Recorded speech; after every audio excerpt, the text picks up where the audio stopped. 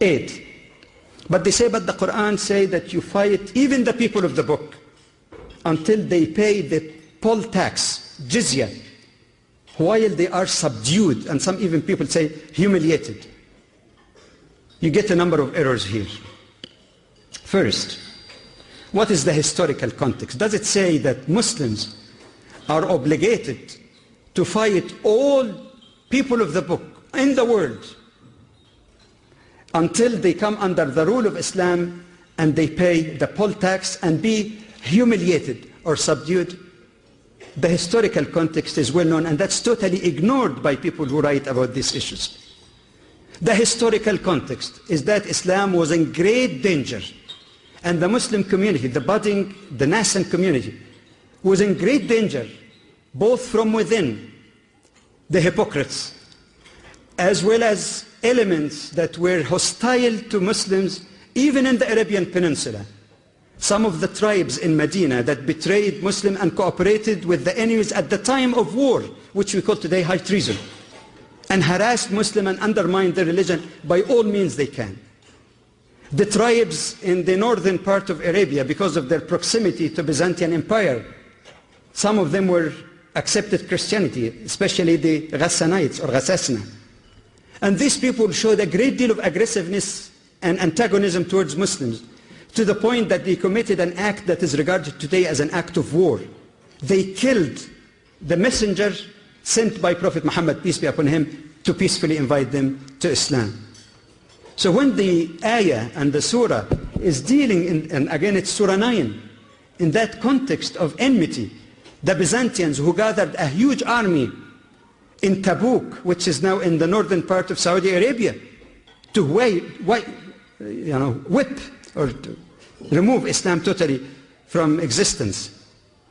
This is the circumstances where the necessity to defend that community from those great danger would be to fight to subdue them, to stop the possibility of attack against the Muslim community. But then there is a big misconception about the question of Jyzia. Some people think that Jyzia is punishment for a person who did not accept Islam, the poll tax, or at best a bribe that when you become a Muslim you will not pay the Jyzia. They're mistaken on both grounds. In fact, if a non-Muslim under the rule of Islam accepts Islam, he will have greater financial obligations, because he would be required to pay zakah, he would be required to pay zakatul fitr. According to the hadith of the Prophet ﷺ, he would be required to pay additional sadaqah even if needed, or taxes, and voluntary sadaqah. So that you're not escaping, you'll be paying more even. And then some people mistranslate the Qur'an also. An yadin. They think an yadin means humiliated. On the contrary, as Imam Shafi'i explained, an yadin means ability. In the Arabic language, yad, like they say, al-yadul ulya khayur min al-yad, yad actually is a symbol of ability. That means, as Muslim scholars interpreted, that you cannot impose jizya on a woman, a child, an old man, a person who's poor. He must be able to pay that poll tax. But what is the purpose of poll tax then?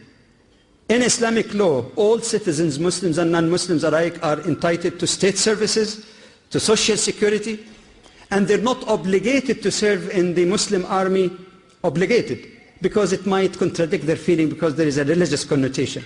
So there is defense benefit also involved in that. Some people might say, why isn't the secular system better? Why didn't Muslims in the past say to non-Muslims, you pay zakah equally with your Muslim brothers and sisters? But they miss one point. People think of zakah only as tax in the secular sense. Whereas for the Muslim, and for those who know about Islam living with Muslims among non-Muslims, that the zakah is not just a tax, it has a religious connotation, and you must have heard about the pillars of Islam, one of which is charity.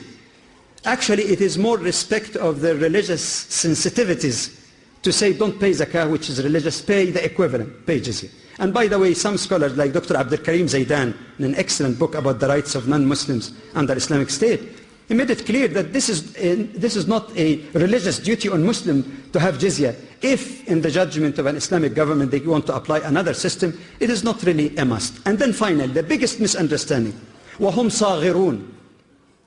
They don't understand that the word صاغرون actually in Arabic could, yes, mean humiliated, but has another important meaning referred to by Imam Shafi'i, rahimahullah, one of the great scholars of Islam.